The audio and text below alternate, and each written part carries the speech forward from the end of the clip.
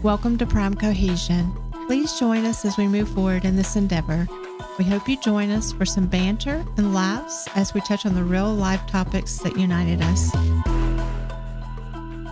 So if you know a good chunk about this PACT Act, why don't you explain it?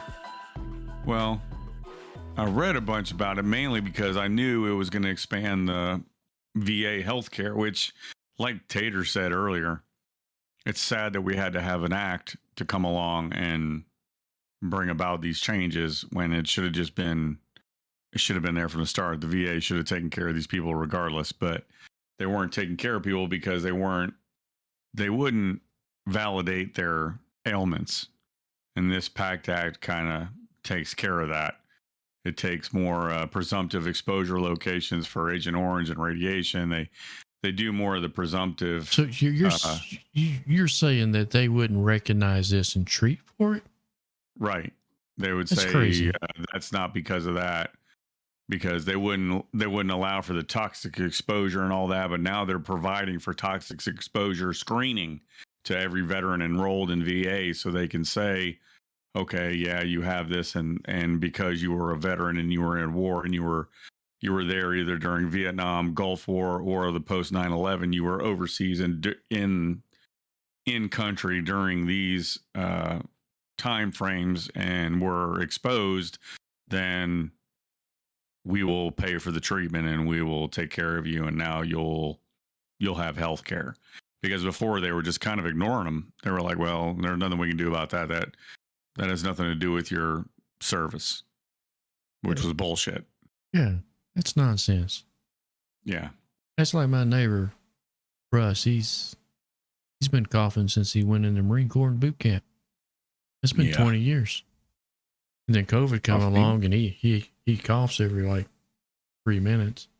He's got this little weird hack sound. Yeah, he could have been exposed to anything. Well, and some guys that were affected, I don't know if this covers that. It probably doesn't, but the VA should cover something for this. But a lot of guys, a lot of the inoculations that we got and stuff, and all the overseas screenings that we got, because we were shot up for everything from yellow fever to fucking Spanish flu to chicken pox, whatever. They fucking shot you full of shit.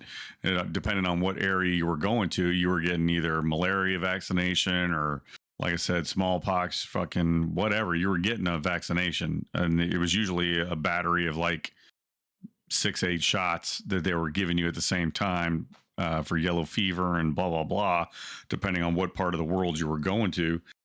And some guys didn't react well to all those inoculations. I mean, not everybody's the same, obviously. So, I mean, 90% of the population, it doesn't affect them at all. But that 10% fucks them up. And then you have no recourse. You can't do anything about it.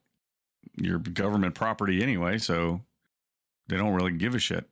You sign on the dotted line, brother. That's a chance you take. Unfortunate.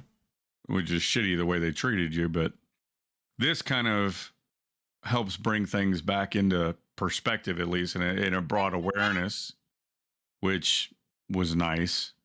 So now all the way back to Vietnam, these guys can get treatment. So there's not a whole lot of Vietnam vets left. But I mean, it's not like World War II vets, but I mean, the Vietnam vets have been, those are my dad's age. So they're starting to be gone. BW has complications from Agent Orange. Who? BW, Big Mama's brother. Oh, okay. Yeah. And that's, now that's covered. The VA will cover it. So you can go in after the fact and they'll take care of you. Like I could always go because I'm a veteran. Like if I was divorced or if I would never got married or anything like that, I could always go to the VA for whether you retire from the military or you just served at one time or another. You can always go to the VA. You're covered in the VA for the rest of your life. The problem is it's a double-edged sword because anybody that served can always go to the VA is the reason the VA is never available because there's just too many veterans and not enough VA. Yeah. So a lot It of guys goes just back. get kind of thrown to the side. That's what we said before. They need to open this up where you're not pinned into a corner, having to go to the VA. It just costs more money. You save so much money doing it any other way. Well, so I have two thoughts on this, which I really probably shouldn't go into all this, but the first thought is, like we talked about before, me and Tater touched on it too, was allow veterans to go to any doctor they want to go to, and the government picks up the bill, which sounds great in theory. And I love that idea. And I think that's the way it should be. My problem is I don't think the doctors wouldn't find a way to take advantage of that and just bleed the fucking government dry, because they know it's government money and there's no end to that pocket. They would just be charging through the fucking roof to treat these veterans. They'd charge the government, which essentially charges you and me, taxpayers, that much money to take care of veterans. So it's kind of that in and of itself is a double-edged sword, which, how do you regulate that? If there was a way to keep them like, okay, if you're treating a veteran, then it has to stay within this parameter. Well, then you're once again limiting the amount of doctors that will be willing to see veterans. You know what I'm saying? Yeah. In a perfect world, it would work. They would just treat veterans and not try to rape the government for as much money as they can get out of them. But I think that's the way it would happen. They could police it with the Medicare system and just, between the Medicare administration and the VA administration, that should not be a big problem. It shouldn't be unsurmountable. You don't think? I don't know. I mean, it is the federal government. They can find a way to screw it up, but they can fuck anything. They could fuck up anything. But I think that would be the ideal. I don't understand why our healthcare costs so much in general. Because people are greedy. And also in America, I think one of the biggest reasons is malpractice. And because so many people are so litigious in this country, they will sue at the drop of a hat, that doctors' insurance rates have gone through the fucking roof. So they have to charge, because doctors pay just an astronomical amount for malpractice insurance now, because they've been sued so many times for frivolous bullshit that now their prices are through the roof for their insurance. So they have to pass that on in order to survive. You know what I mean?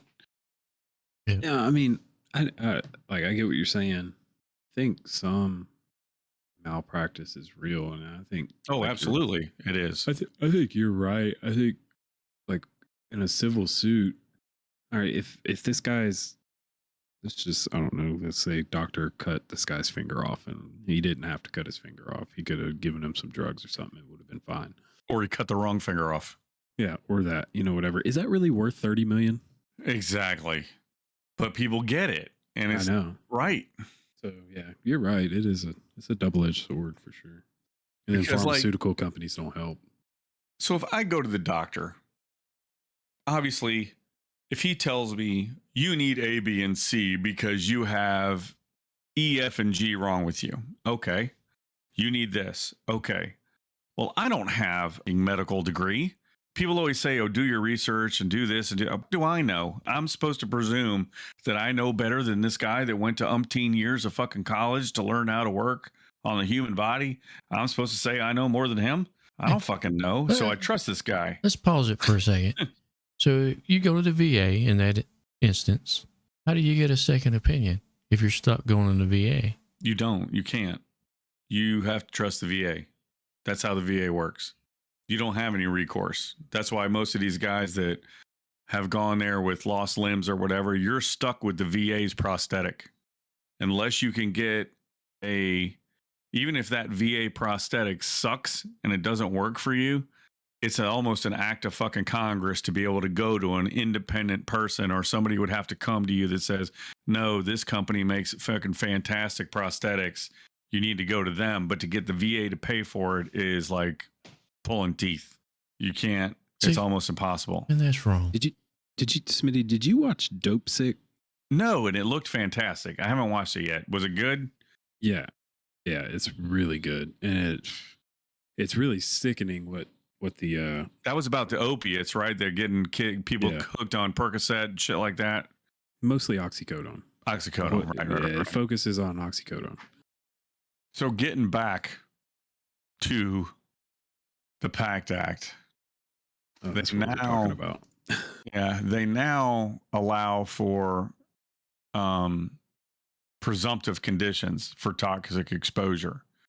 So what that means is, because to get a VA disability rating, your disability must connect to your military service. So for most of those conditions, you need to prove that your service caused your condition. But for some conditions, they automatically assume now or presume that your service caused your condition. And those are called presumptive conditions. So they consider a condition now presumptive when it's established by a law or a regulation. So this PACT Act kind of leads into that. So now if you have a presumptive condition, you don't need to prove that your service caused the condition. You only need to meet the service requirements for that presumption. So if they're saying that between this time and this time that the burn pits caused this particular condition and you served during that time, then you automatically are allowed to be treated for it.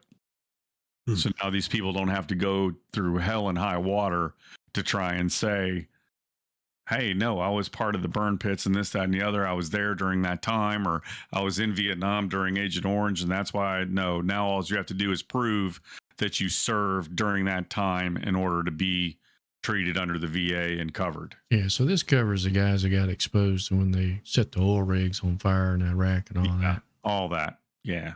That's good. It's kind of like the commercials that you hear about the hearing loss from the earbuds that they gave guys. But this actually, I mean, it goes deep. Like the Vietnam era veterans, now based on the PACT Act, 2 new Agent Orange presumptive conditions of high blood pressure and this other monoclonal gammopathy of undetermined significance, blah, blah, blah. You get covered for that.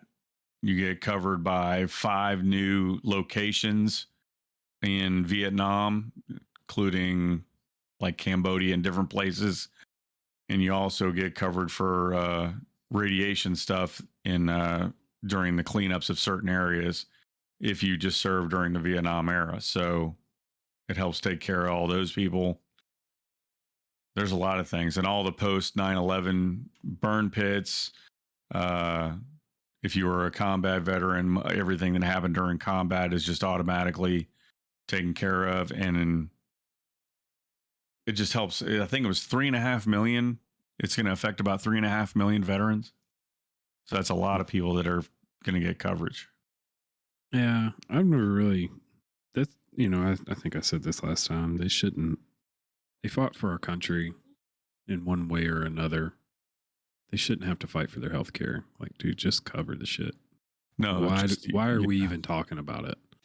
You're absolutely right. The fact you said it right when you said the fact that we had to have this act passed to get these guys covered is ridiculous. It is. It's 100% ridiculous. They should have been covered off the rip. Oh, you served? Okay. But like I said before, the problem is there's 3.5 million veterans. Well, there's not that many people that work for the VA. So you have all these people trying to funnel in to a VA system that just can't handle it.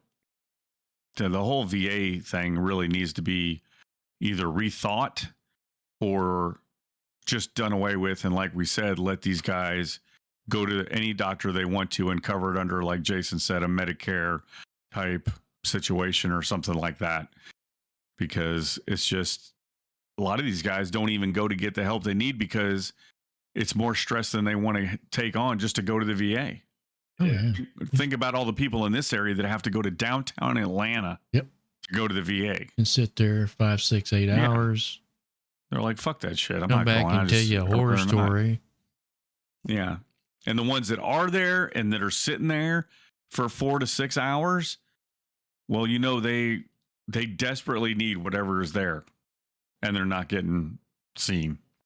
I hate it. And that's there's a buddy of mine who relies on the VA. He served, and he was asking me about my VA benefits and this, that, and the other. And I said, "Oh, I've never taken advantage of them."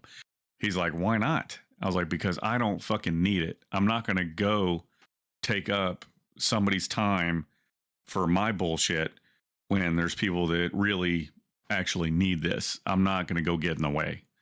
You know what I mean? Yeah. I've got health care through my job. I'll go take care of it that way. I'm not going to go get in that fucking system and just clog it up even worse.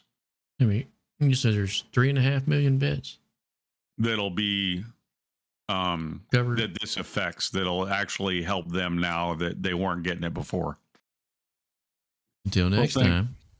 Yeah, until next time. Thank you everybody for listening. Please like, comment, subscribe. Thank you for joining us. If you have any questions or comments about the program, we can be reached at primecohesion@gmail.com. You can find the Nichols Center at www.nicholscenter.org/Guardians Project or 404-736-2267.